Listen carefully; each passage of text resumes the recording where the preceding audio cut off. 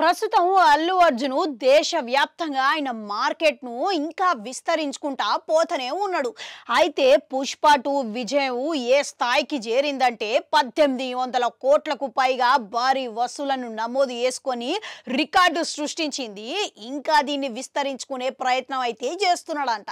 అయితే ఈ క్రమంలో అల్లు అర్జున్ ప్రతిభలో ఉన్న దర్శకులను సాంకేతిక నిపుణులను ఎప్పటికప్పుడు చర్చలు జరుపుతా వాళ్లకు మద్దతుగా ఉండడం అనేది ప్రత్యేక విషయం అని చెప్పుకోవాలి. అంతేకాదు అల్లు అర్జున్ కు మలయాళ చిత్ర పరిశ్రమల మీద ప్రత్యేక ఆసక్తి కలిగి ఉన్నది.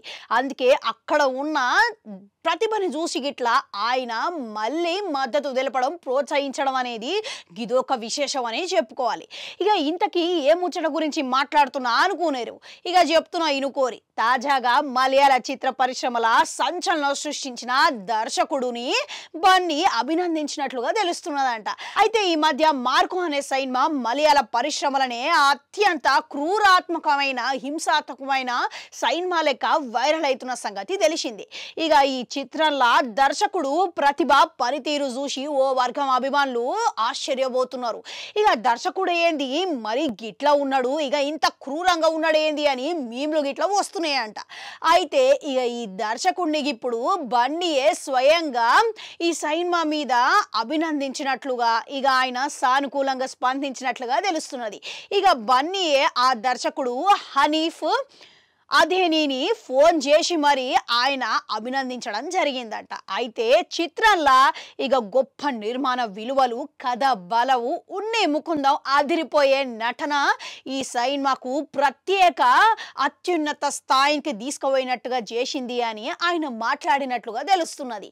అంతేకాదు ఉన్ని ముకుందను ఈ సినిమాలో నటించిన తీరు చూసి అందరూ అసలు కట్టి పడేసిందంటే నమ్మురి. ఉన్ని ముకుందను మార్కు పీటర్ అనే వ్యక్తి లెక్క సోదరుడు హత్యకు ప్రతీకారం తీసుకునే వ్యక్తి లెక్క చేసే ప్రయత్నము ప్రేక్షకులు చూసే విధానం చూసి అందరూ అసలు కుదిపేసిందంటే నమ్మురి. అత్యంత హింసాత్మకంగా చూపించిర్రంట.